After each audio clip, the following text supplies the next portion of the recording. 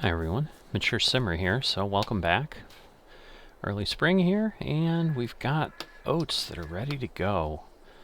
So we're going to begin down our new path to hopefully some cash flow, which will be not only harvesting, but baling.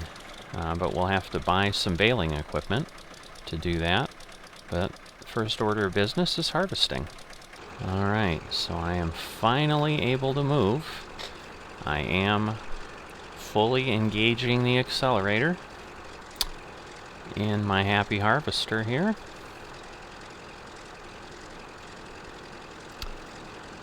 So, yeah.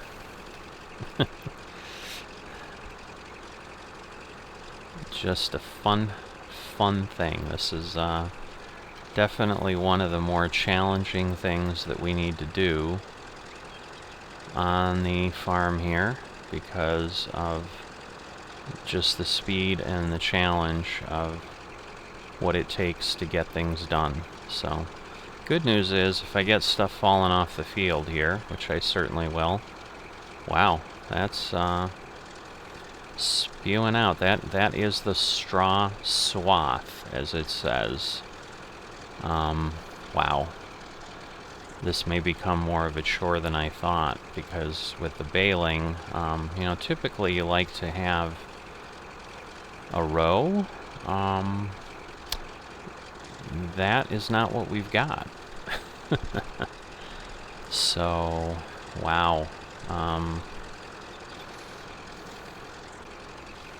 This is going to be difficult, so... But we'll now make do. This is kind of the challenges I've got. So yeah, this Ford obviously was not made to output straw in a way that is conducive to do anything. Now I did look, and we already had medium weeds when I walked onto the field. The yield was I think 89%, and it fell to like 87 or 86%, the yield bonus. So I don't think we got hit too badly with missing the weeds, but you know, it probably was still, you know, it could have been upwards of 10%, because again, we were at the medium point. So something I'm going to have to keep an eye on in the future. I just really hope that this is the final harvest that I need to do with this, because again, when we go up this hill, if any of you have been with me earlier, you know how this will go. We're going to be spinning our wheels and really struggling here. But, you know, the problem is we have to buy baling equipment and then go from there. So once again, we're not allowed to lease equipment, so while that might be something to look at in some cases, it's just not on the table for us here. Our choice is to can buy used, but you know, the likelihood of the baling equipment we want coming up is just not likely to happen. So, pretty painful process from a time standpoint, as you can tell. I'm not sure. I mean, I think we are getting more crop than we were with soybeans, which is to be expected. Just wondering if there's another way for me to do this field that is in some way faster, because the horsepower struggle is less. You know, because here, I mean, again, you can see the front wheels are turning. I mean, it is trying. It's just not very successful. I mean, at this point, once I finally, I think, make this turn, it'll be better, because this isn't as steep. But, you know, it's by no means going to be substantially better. I think the top speed we ever get on this thing might be 3 or 4 miles an hour. But yeah, it's just trying to get this done. It brings a whole new appreciation of the challenge part of Survival Challenge. This is a challenge. And it's just, I'm not going to expand the field because it takes everything I have to be able to handle this at this point. So, and this just is not a map that is not hilly at some point. I've driven my property at one point and really not found any better place to maybe start a second field or something. You know, at this point, I've obviously also not storing my crops, so I'm kind of selling it whenever I can, which would have some impact, certainly, on the dollars I can get, but you know, not enough to really matter.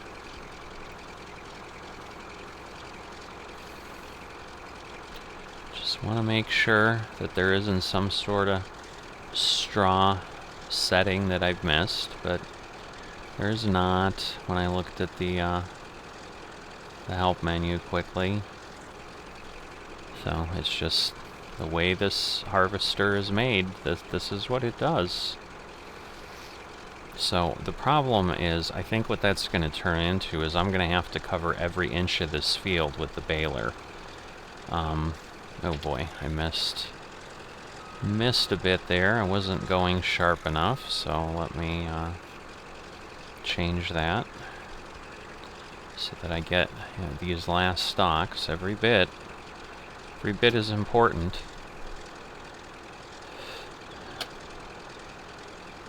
So we're spinning again. Again, we can kind of pick up the head a little bit, move ourselves forward where we're not fighting that, but it's still a challenge.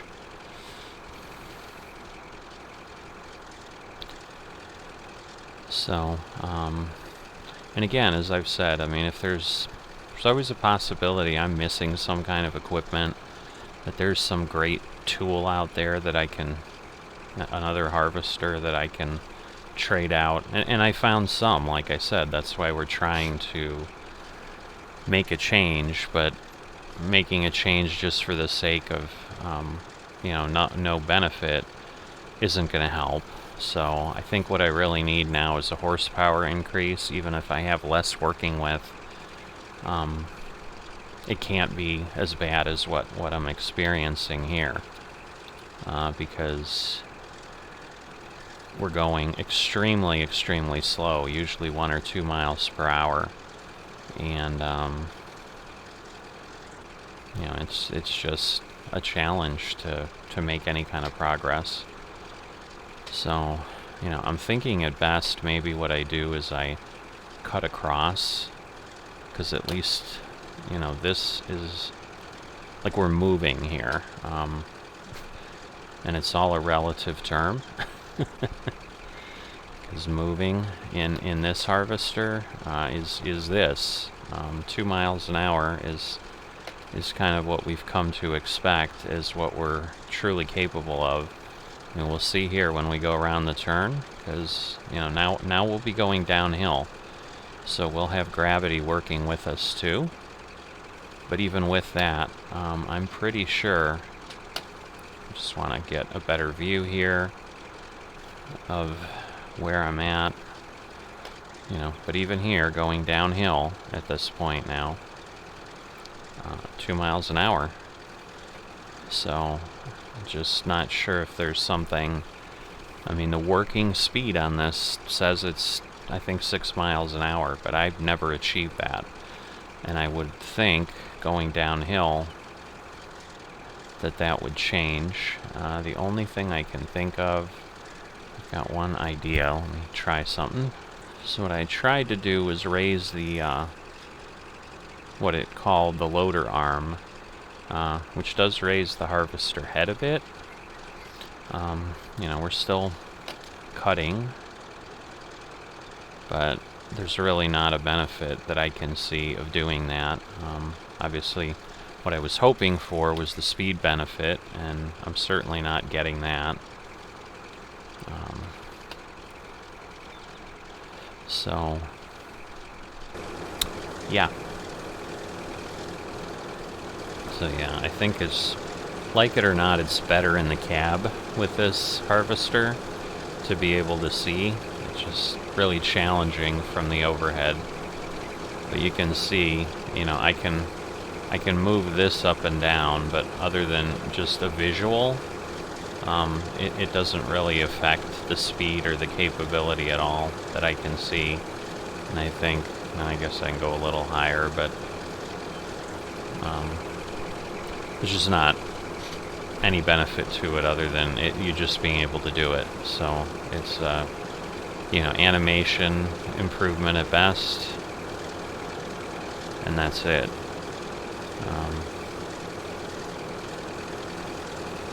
But, you know, my challenge here is going across is still,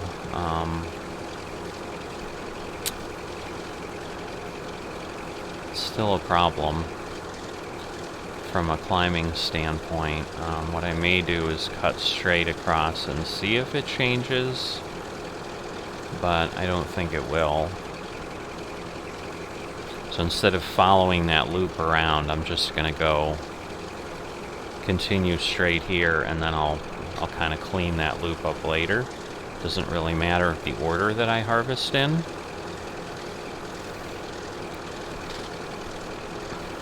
Yeah, I mean, the only difference, let me get out of the cab here, but still, even if it is a difference, like, it is throwing down the straw swaths a little. Well, I mean, they're skewing off a bit, so no, yeah, now they're way off. Because I was going to say the only potential is I could get rows going, you know, the other way, but no, I think I'm still going to have to really just do it all.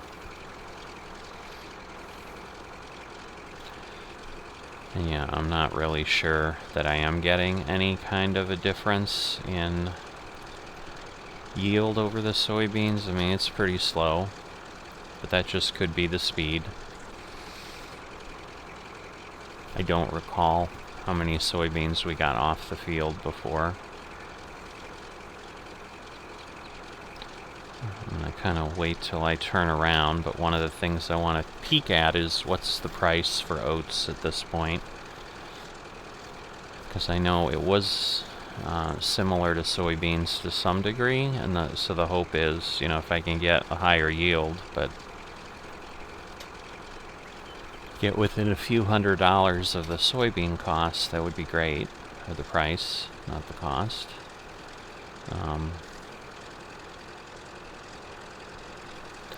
Alright, so, I mean, it was a little better, I guess, but not much, so not sure. I think I'm clear of that tree. That's good.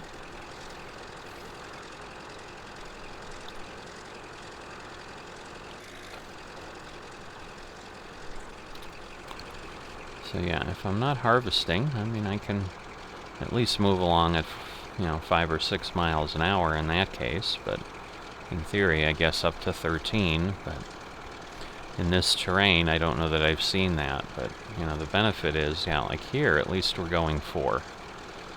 So, I just have to keep trying that. Obviously, I can't, I mean, I think I talked about this once, of, like, maybe circle around, and then, you know, without the header down, and just continue harvesting down. That just seems like a lot of effort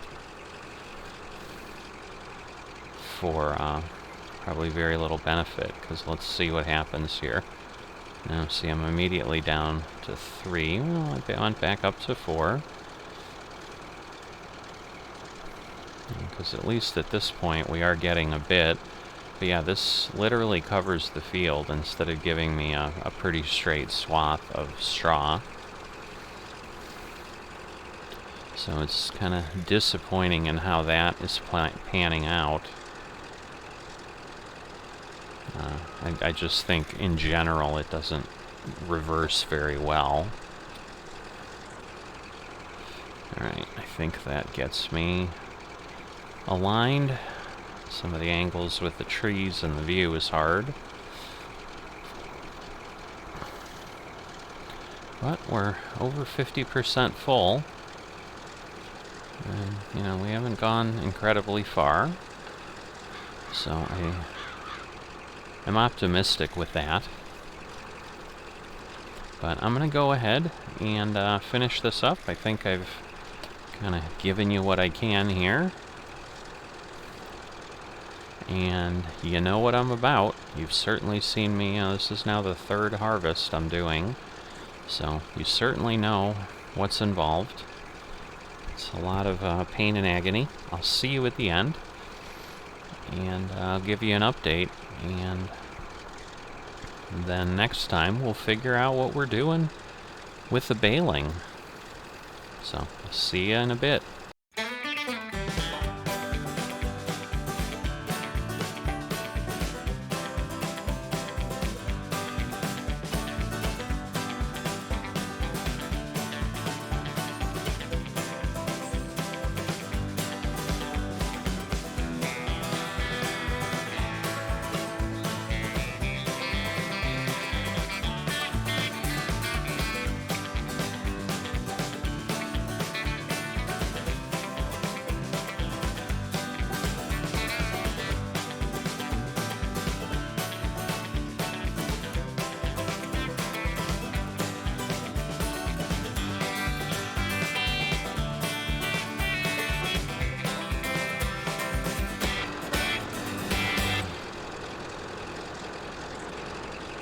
All right.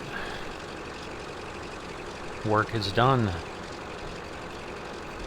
It is a crazy, crazy day. So let me hop over here. I'm not quite sure why, but the tractor doesn't show up on the mini-map, so I don't recall that was always the case, but maybe this tractor doesn't, the other one used to. I don't remember.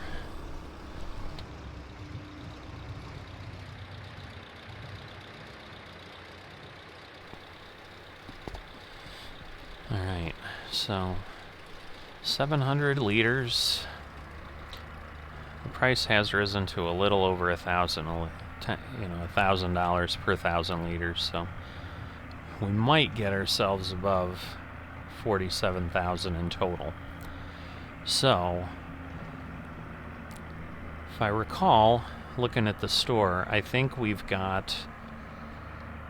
to need about 13,000 for the baling equipment, and that'll be the baler and the trailer.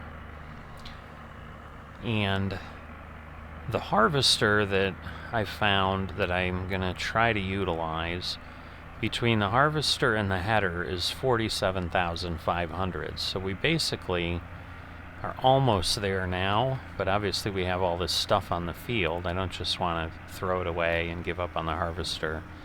And if the baling works well, I mean, it'll overall be a good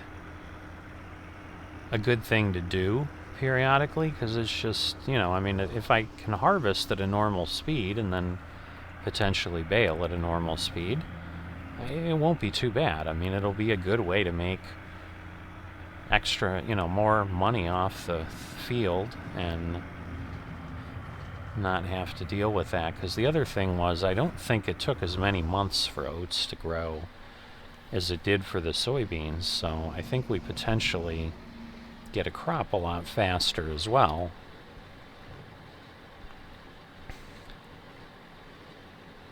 Alright, so just barely 763. So we made it by $53, as you can tell.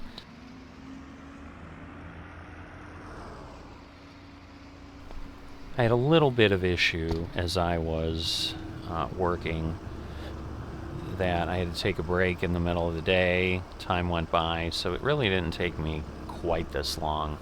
Probably 3 or 4 hours on and off in the middle of the day that was used doing other things.